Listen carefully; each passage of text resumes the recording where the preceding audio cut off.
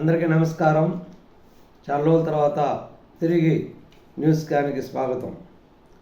ఈరోజు ప్రధాన దినపత్రికలోని ప్రధాన అంశాలను కానీ చర్చించుకున్నట్లయితే, ముందుగా ఈనాడు దినపత్రికను తీసుకున్నట్లయితే, వైకాపా పాలనలో విపత్తు, వారి హయాంలో ఏపీ తీవ్ర విధ్వంసం, ఆ 5 ఏళ్ళు వృధా అయ్యాయని చింతించొద్దు, రాష్ట్ర అభివృద్ధికి అండగా ఉంటాం, చంద్రబాబు మోడీ జోడీతో ఏపీలో సమగ్ర వికాసం, ప్రకృతి వైపరీత్యాల నుంచి కాపాడేది ఎన్డీఆర్ఎఫ్, మానవ ప్రేరేపిత విపత్తుల నుంచి రక్షించేది ఎన్డీఏ. ఎన్డీఆర్ఎఫ్ 20వ వ్యవస్థాపక దినోత్సవంలో కేంద్ర హోంమంత్రి అమిత్ షా.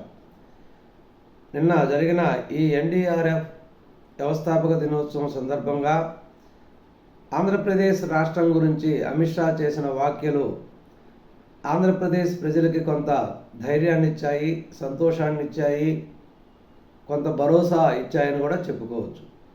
ఎందుకంటే వైకాపా పాలన కూడా అతను విమర్శిస్తూ, వైకాపా పాలన అంతా కూడా ఆంధ్రప్రదేశ్కి ఒక విపత్తు లాంటిది, వారి హయాంలో ఏపీలో తీవ్ర విధ్వంసం జరిగింది, 5 ఏళ్ళు ఏపీ అభివృద్ధికి వృధా అయ్యాయని మీరు చింతించొద్దు, మేము పూర్తిగా అండగా ఉంటామని భరోసా ఇవ్వటం జరిగింది. కేంద్రం మద్దతుతో వెంటిలేటర్ నుంచి బయటపడ్డాం, మరింత చేయూతనిస్తే నిలదొక్కుని అద్భుతాలు చేస్తాం ముఖ్యమంత్రి చంద్రబాబు. అంటే కేంద్ర మద్దతుతో దాదాపు వెంటిలేటర్ మీద ఉన్నటువంటి ఆంధ్రప్రదేశ్ రాష్ట్రాన్ని ఇప్పుడు దాకా కేంద్రం ఇచ్చిన మద్దతుతో వెంటిలేటర్ నుంచి బయటకు వచ్చాం. ఇవి కాకుండా కూడా ఇంకా అనేక రంగాలలో కానీ అనేక వ్యవస్థలలో కానీ మద్దతు ఇచ్చి సపోర్ట్ చేసినట్లయితే అద్భుతాలు సృష్టించేటటువంటి శక్తి ఆంధ్రప్రదేశ్కు ఉంది, ఆంధ్రప్రదేశ్ యువతకు ఉంది, ఆంధ్రప్రదేశ్లో ఉండే వనరులను ఉపయోగించుకొని అద్భుతాలు సృష్టించవచ్చు, విజన్ 2047ని ఖచ్చితంగా సాధించవచ్చు కేంద్రం మద్దతు అని చంద్రబాబు నాయుడు గారు చెప్పడం జరిగింది. గత ప్రభుత్వ విపత్తు నుంచి ప్రజల్ని కాపాడాం, కేంద్రం అందిస్తున్న సహకారం చాలా గొప్పది ఉప ముఖ్యమంత్రి పవన్ కళ్యాణ్. డిప్యూటీ ముఖ్యమంత్రి పవన్ కళ్యాణ్ గారు మాట్లాడుతూ, గత ప్రభుత్వ విపత్తు నుంచి ప్రజల్ని కాపాడాం, కేంద్రం అందిస్తున్న సహకారం చాలా గొప్పది, ఒకవేళ తిరిగి అదే ప్రభుత్వం కానీ వచ్చుంటే ఆ విపత్తును ఊహించలేనిది అని పవన్ కళ్యాణ్ గారు చెప్పడం జరిగింది. అదేవిధంగా ఇంతవరకు ఇచ్చిన సహకారం చూసినట్లయితే కేంద్ర ప్రభుత్వంలో నిజాయితీ ఉన్నట్టే.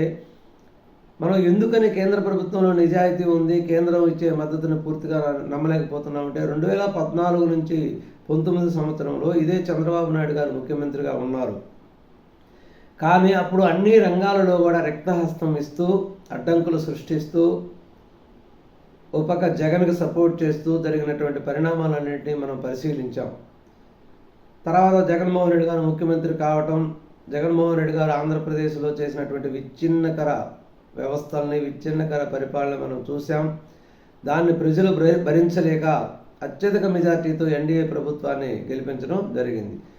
ఈ ఎన్డీఏ ప్రభుత్వం తిరిగి అదే కూటమి, అంటే 2014లో ఏదైతే కూటమి ఉందో అదే కూటమి తిరిగి అధికారంలోకి రావడం జరిగింది. కానీ అప్పుడు పవన్ కళ్యాణ్ గారు ప్రభుత్వానికి దూరంగా ఉండి మద్దతు ఇచ్చారు, ఇప్పుడు ప్రభుత్వంలో కలిసిపోయి ఉన్నారు, అప్పుడు ఎక్కడా పోటీ చేయలేదు.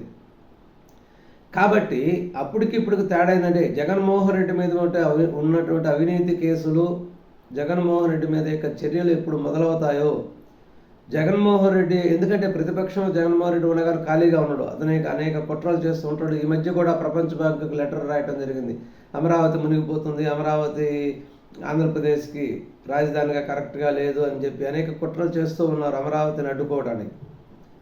అవన్నింటినీ నిరోధించాలంటే ఖచ్చితంగా జగన్మోహన్ రెడ్డి గారి మీద ఉన్నటువంటి కేసుల్లో కూడా చొరవ తీసుకొని వాటి మీద చర్యలను ప్రారంభించాలి. అవి ప్రారంభించినప్పుడే బీజేపీ మీద ఆంధ్రప్రదేశ్కు పూర్తి నమ్మకం ఏర్పడుతుంది, ఆంధ్రప్రదేశ్ ప్రజలు కూడా పూర్తిగా నమ్ముతారు. నిన్న జరిగినటువంటి బీజేపీ అంతర్గత మీటింగ్లో కూడా మాజీ మంత్రి ఆదినారాయణ రెడ్డి, ఇప్పుడు బీజేపీ ఎమ్మెల్యే అమిత్ షా గారిని అడగటం జరిగింది, చర్చించడం జరిగింది. జగన్మోహన్ రెడ్డి మీద ఉన్నటువంటి కేసుల్లో ఇప్పుడైతే చర్య తీసుకుంటామో అప్పుడు ప్రజలకు మన మీద నమ్మకం ఏర్పడుతుంది, అప్పుడు దాకా ప్రజలు మనల్ని పూర్తిగా విశ్వసించరు అని చెప్పడం కూడా జరిగింది. దాని మీద అమిత్ షా సరైన సమాధానం కూడా పూర్తిగా ఇవ్వలేదు. ఇకపోతే ఆంధ్రజ్యోతి దినపత్రిక తీసుకున్నట్లయితే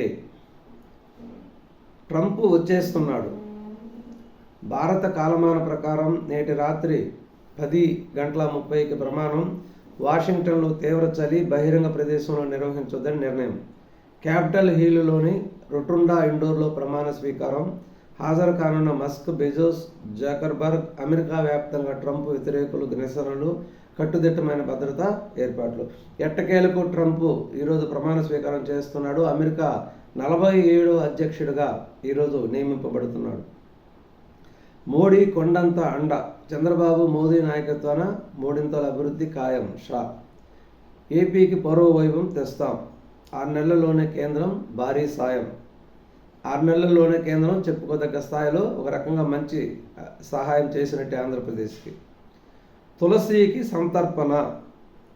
10 లక్షల పనికి 3.6 కోట్లు సమర్పయామి.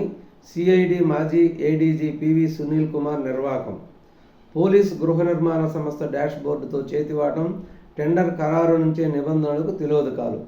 రఘురామకృష్ణరాజు కస్టోడియల్ టార్చర్ కేసులో నిందితుడు తులసీబాబు కంపెనీకి చెల్లింపులు. ఇప్పటికీ అతీగతి లేని డాష్ బోర్డు. వైసీపీ హయాంలో పలు అక్రమాలకు పాల్పడిన సిఐడి మాజీ ఏడీజీ పివి సునీల్ కుమార్ అవినీతి భాగోతం మరొకటి తాజాగా వెలుగు చూసింది. పోలీస్ గృహ నిర్మాణ సంస్థకు డాష్ బోర్డు రూపకల్పన పేరిట ప్రభుత్వం ఖజానా నుంచి కోట్ల సొమ్మును తన అరుచుడికి అప్పరంగా దోచిపెట్టినట్లు తేలడం కలకలం రేపుతుంది. Deputy speaker Raghurama Krishna Raju custodial torture కేసులో నిందితుడిగా ఉన్న కామేపల్లి తులసీబాబే ఆ అనుచరుడు కావడం గమనార్హం. అంటే రఘురామకృష్ణరాజును అప్పుడు అరెస్ట్ చేసి కస్టోడియల్లో టార్చర్ పెట్టినటువంటి కేసులో ముద్దాయిగా ఉన్నటువంటి తులసీబాబు అప్పుడు సిఐడి డిఐజీ సునీల్ కుమార్కి ప్రధాన అనుచరుడిగా కాకుండా అతనికి అప్పనంగా దాదాపు 3.6 కోట్లు దోచిపెట్టడం జరిగింది. అది ఎలాగంటే ఆంధ్రప్రదేశ్ పోలీస్ గృహ నిర్మాణ సంస్థ వైస్ చైర్మన్ ఎండీగా సునీల్ కుమార్ గారు ఉన్నప్పుడు ఈ పోలీస్ వ్యవస్థ గృహ నిర్మాణ వ్యవస్థకి ఒక డాష్ బోర్డు తయారు చేయాలి. అసలు డాష్ బోర్డు అంటే ఏంటంటే ఏదైనా ఒక సంస్థలో పైనుంచి కింది స్థాయి వరకు జరిగేటటువంటి పనులన్నీ కూడా ఎప్పటికప్పుడు పర్యవేక్షిస్తూ ఎప్పటికప్పుడు అప్డేట్. ఈరోజు ఈ పని ఎంతవరకు వచ్చింది, వాటి యొక్క ఇన్ఫర్మేషన్ మొత్తం ఒక దిక్క ఇంక్లూడ్ అయి ఉంటుంది. దాన్ని అదే ఎండి స్థాయిలో ఉండే వ్యక్తి పర్యవేక్షిస్తుంటాడు. దాన్ని డాష్ బోర్డు అని అంటాం. ఈరోజు ఆంధ్రప్రదేశ్ యొక్క సమగ్ర సమాచారం అంతా కూడా చంద్రబాబు నాయుడు గారి యొక్క డాష్ బోర్డులో ఉంటుంది. అలాగే ఏ సంస్థకు ఆ సంస్థ సపరేట్గా ఒక డాష్ బోర్డు తయారు చేసుకుంటుంది. ఆ డాష్ బోర్డు అనేది దానికి తయారు చేయాలంటే ఐటీ కంపెనీతో ఒక రకమైన ఒక సాఫ్ట్వేర్ తయారు చేసుకొని దాన్ని వాడుతూ ఉంటారు. అటువంటి డాష్ బోర్డు తయారు చేయడానికి ఈ గృహ నిర్మాణ సంస్థలో టెండర్ పిలవడం జరిగింది. ఆ టెండర్ యొక్క ఎటువంటి అర్హత లేనటువంటి కామేపల్లి తులసీబాబుకే ఈ టెండర్ ఇవ్వటం జరిగింది. అది ఇప్పటికి కూడా స్టార్ట్ చేయలేదు, మొదలుపెట్టలేదు. కానీ ఏకమొత్తంలో దాదాపు నిర్వహణ ఖర్చులు, అయ్యే ఖర్చులు అన్నీ కలిపి ఏకమొత్తంలో 3,06,00,000 ఒకేసారి చెల్లించడం జరిగింది. దాని గురించి ఇప్పుడు ఎటువంటి వర్క్లో ఎటువంటి పురోగతి లేదు, అసలు స్టార్టే చేయలేదు, దాని గురించి అనుభవం లేదు. అంటే రఘురామకృష్ణరాజుని కస్టడీలో టార్చర్ చేసినందుకు ప్రతిఫలంగా అది ఇచ్చినట్టే ఉంది. అంటే అది 10 లక్షల రూపాయలతో సంవత్సరానికి ఒకసారి అయ్యే ఖర్చుని ఒకేసారి 3 కోట్లను చెల్లించడం జరిగింది. ఇది ఖచ్చితంగా ఇప్పుడు బయటపడే అవకాశం ఉంది.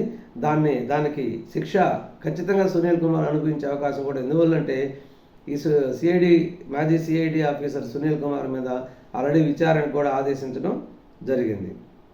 చెక్కు చెదరని రాఫ్ట్ ఫౌండేషన్. అమరావతిలో నీటి నుంచి సచివాలయం పునాదులు బయటకు. 16 అడుగుల మేర నీటి తోడువేత. బయటపడిన 1-2 బ్లాకుల పునాదులు. అడుగు మేర పెరిగిపోయిన బురద. 3, 4, 5 బ్లాకుల్లో కొనసాగుతున్న తోడకం. ఇది ఈరోజు దినపత్రికలో వచ్చినటువంటి ప్రధానమైన ముఖ్యాంశాలు. మరొక ముఖ్యమైన విషయంతో మళ్ళీ కలుద్దాం. నమస్కారం, ధన్యవాదాలు.